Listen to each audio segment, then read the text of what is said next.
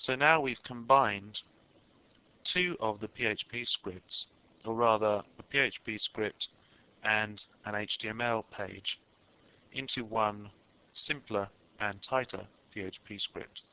So we can close this one down. The next script that we're going to adapt is the login script. Now, to begin with, we're going to make this script comply with our new setup for the pages that we're going to be using to keep a consistent look and feel for this site. So we can take out all this HTML here, and we can go straight down to the first command, which is the links command here. And let's split this rather long line into two. We need to change the address from logout to the enter page.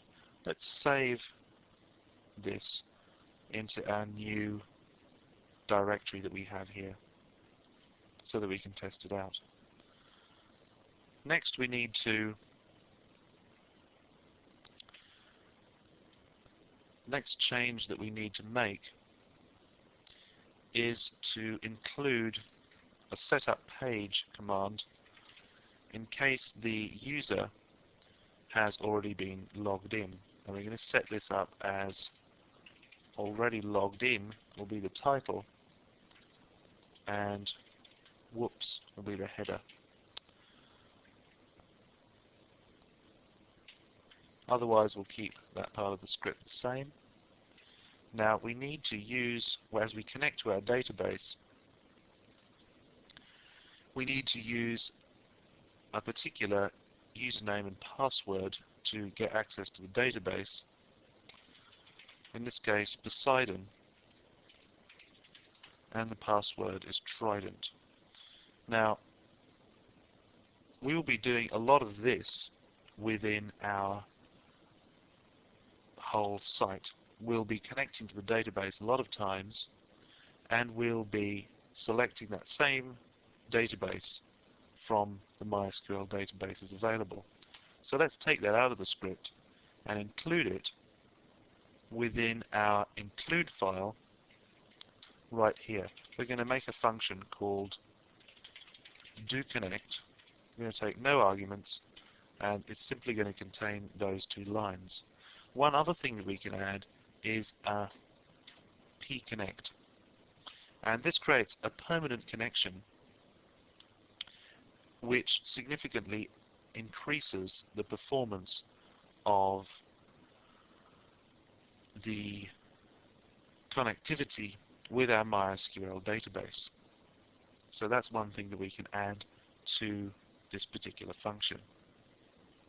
Let's save that, and then in the login .php script we can simply include a call to that function rather than specifically connecting to the database with a particular command. We can keep these lines the same,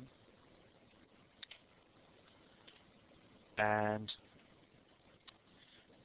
here we've hit a problem, and how we've dealt with it within our login page was to in fact abandon the user and give an error message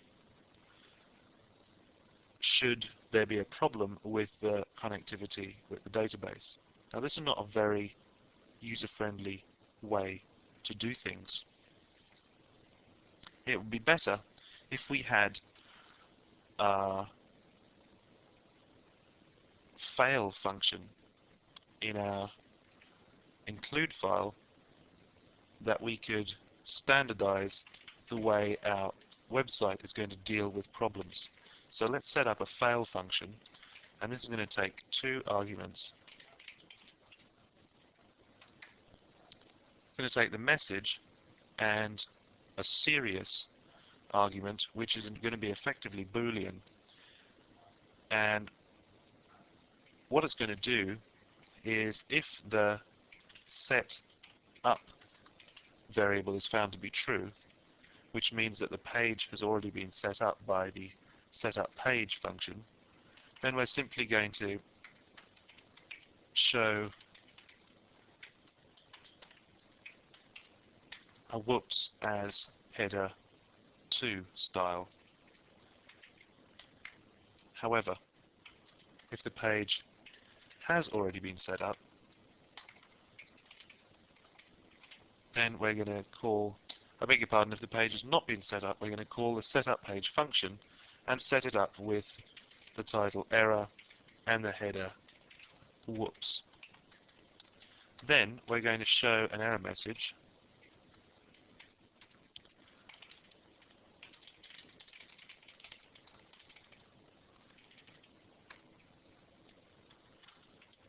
and that within that error message we're going to include the specifics of whatever error has been triggered within the PHP script.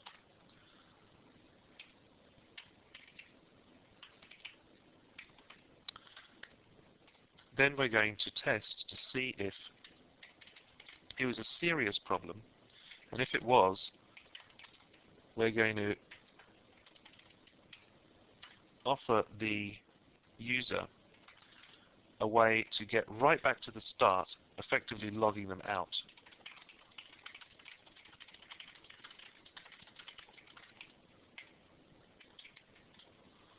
Whether they like it or not. If, on the other hand, it's not a serious error, then we just take them to the main page, presuming that they've already logged in. So all our errors before the user is logged in have to be fully serious errors that are going to take them back to the entrance of the site. Finally, it's a good idea to include some way that they can contact the imaginary technical staff of this imaginary website.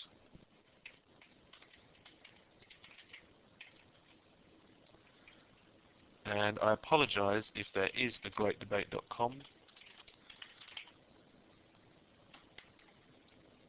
and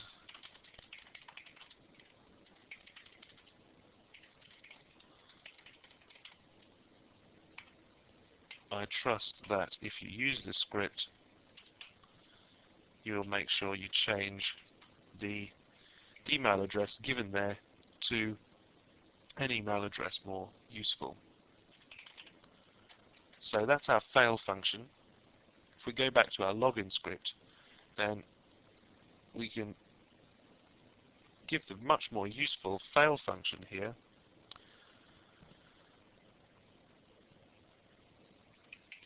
Database query failed login page. Then we can have a standard error function, but it's also outputted a unique bit of data that will identify, for instance, if they did contact some technical staff, they would be able to identify where the problem had happened, for instance. We could, in fact, turn this line into one line, seeing as it's only one command that's being carried out.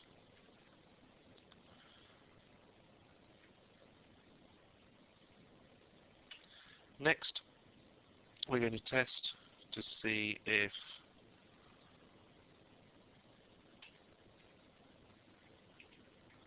the user has been, the username that they've put in has been found. Now, whereas before we didn't have to actually do anything with that data, we just had to make sure it was found. In our forum version of these scripts, we're going to have to include a little line to take the data that has been found by the query and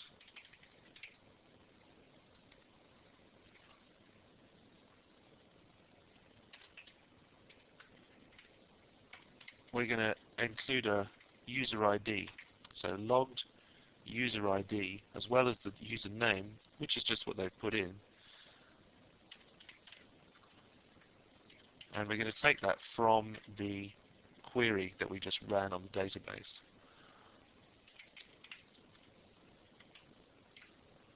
And then we're going to register that variable as well.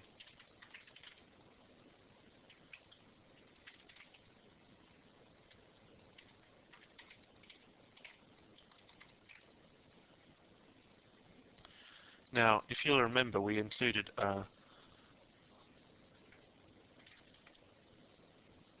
mod field within our users table.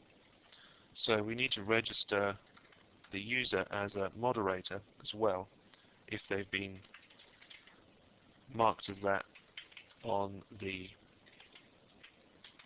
database. So we need to register that variable, logged as mod, we'll call it. And then all we need to do is echo the same welcome message. In this case, though, we're going to use the setup page again to make sure that they get the right kind of... We just use the welcome there.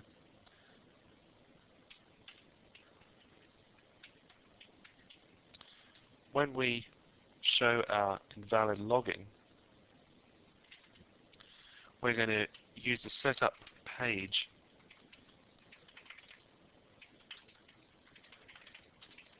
to make sure that the look and feel of the page stays consistent, and we're going to give them a specific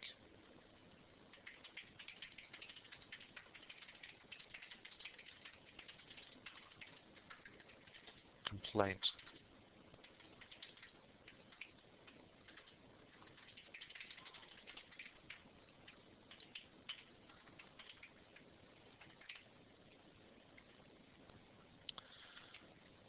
Then we have the problem of two fields not being filled in.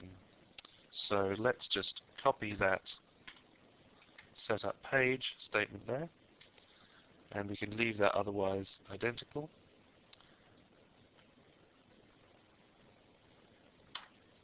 And finally, if we arrive at this page without any of these conditions being true, then we need to set up the page once again as login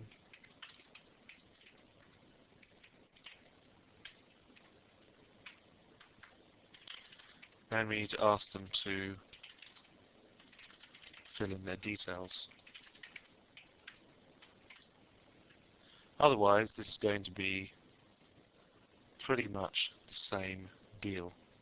We might want to add a little hyperlink at the bottom here to take the user back to the entrance to the site if they change their mind and want to register as a new user, for instance,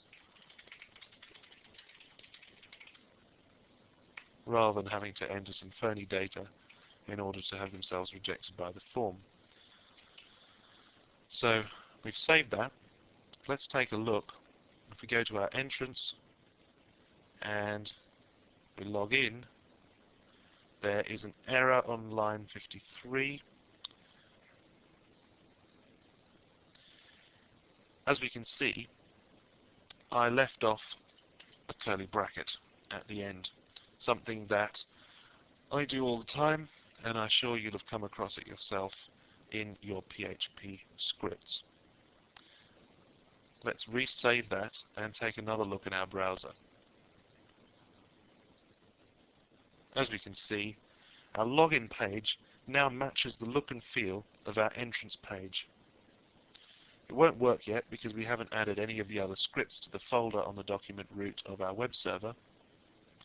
But in our next movie, we're going to take a look at adapting the rest of the login scripts to our new system.